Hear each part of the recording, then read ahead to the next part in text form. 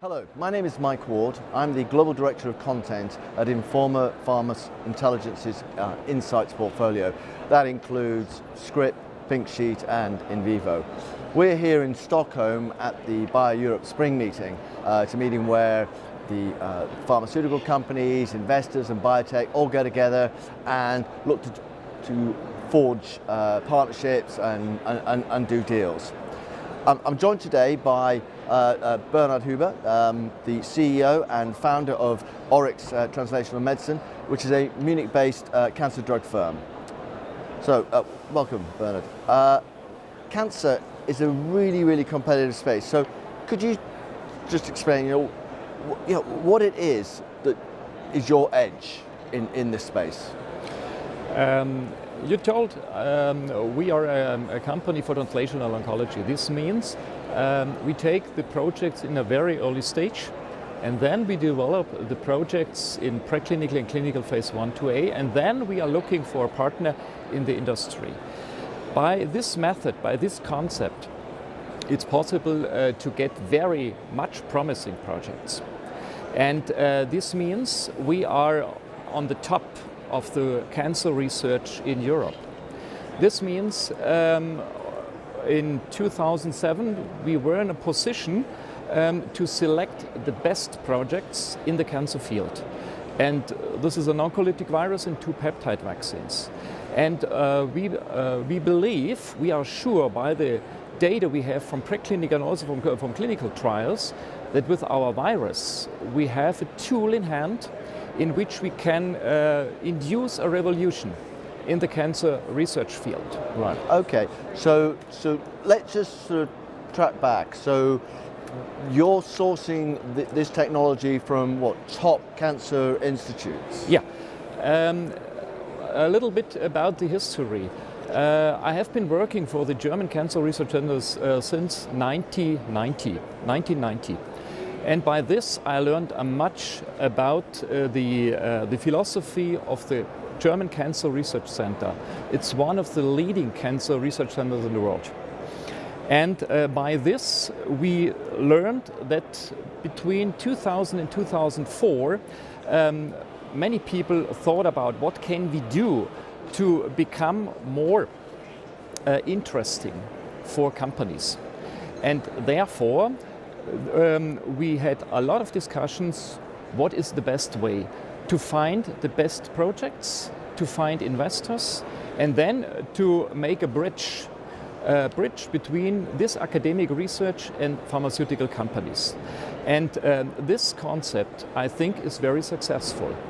Right, okay, so what you do is you prospect looking at the sort of the science and the technology that exists, for example, with the German Cancer Center, right, and you have the rights to then move this gently forward in development. We have an exclusive access to all. You have exclusive access. Exclusive access to all projects from the German Cancer Research Center. And in 2007 we had a number of 70 projects. And from this 70 projects, we selected the best one, and this is our oncolytic virus. Okay, so what did you do, or how did you actually manage to secure IP in that way from such a prestigious institution? The point is, we have the possibility to enter very early into the labs to see what really new things will be done. And then we are discussing with the technology transfer department of the German Cancer Research Center and said, okay, we are interested in this or in that project. And then a patent application will be filed by the German Cancer Research Center. The Cancer Research Center is the applicant and we are the exclusive licensee. Right. And this is a very simple way.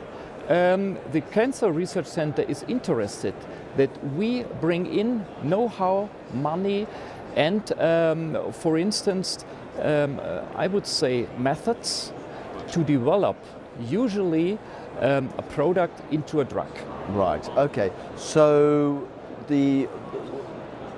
where has the money come from that has actually financed your activities? When we started with our concept, I had a lot of discussions with venture capitalists. They told me, oh, your plan, your philosophy is good, but it is much too early. Therefore, I went to private investors. And for ORYX 1, this is our first basket, we found 25 private investors in Germany, Austria, Luxembourg, US and China. And by these private people, we raised about 30 million euros to develop 3 projects. Right, okay. So, and can you tell us where those 3 projects are in the development? Because you said the company started in 2007, so where are you now in your development? We have completed all 3 projects at the end of clinical phase 1-2A. Right. So, we have seen that all 3 substances are safe and have a great efficacy in the therapy of tumors. Right. And they are for which indications? Okay, we have 2 peptide vaccines and we tested them in colorectal cancer, specific colorectal cancer, MSI colorectal cancer. The other was tested in HPV-associated cancers, and our oncolytic virus was tested in glioblastoma multiforme. And now a third or 4 trial is ongoing in which we use this virus to treat patients with metastatic pancreatic cancer. Right, and these are therapeutic vaccines? Therapeutic vaccine, not for prevention, only for therapy. Okay, okay. Now, it sounds like you've got them to, as you say, sort of phase 1-2A.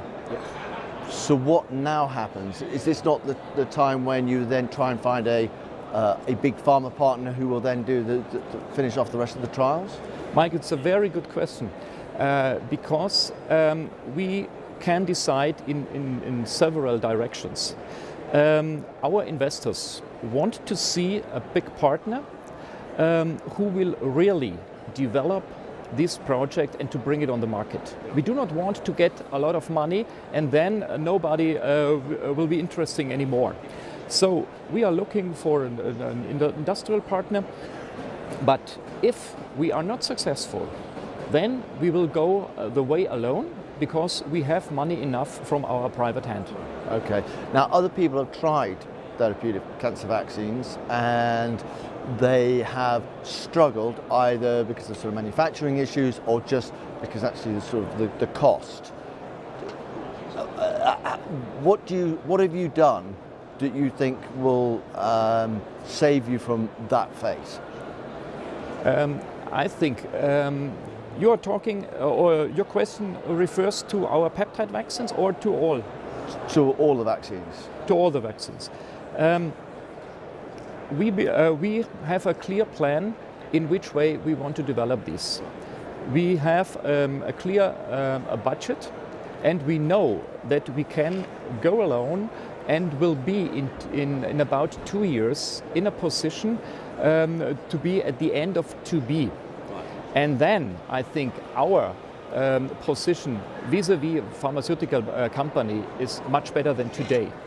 But we are optimistic because we have discussions with several big pharmas and we will see whether we come together or we go alone.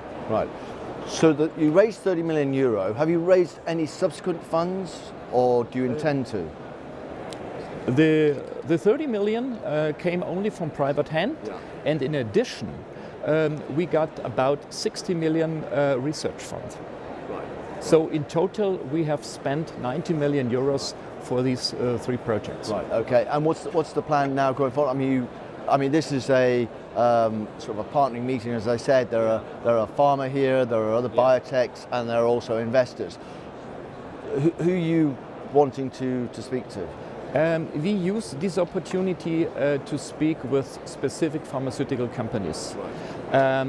We have, or we did, I would say, a good awareness program since the middle of last year.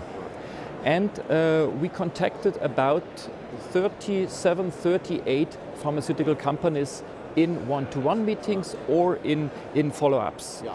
And from these companies, 5 are now very interested in our project. So these companies we are under CDA, and then we will see what happens. Right. Okay. So what's the next near-term milestone that we can expect to hear from your company? From our company, we expect to find the partner within the next 3 months. Or to say, no, the offers are not in that range what our investors expect.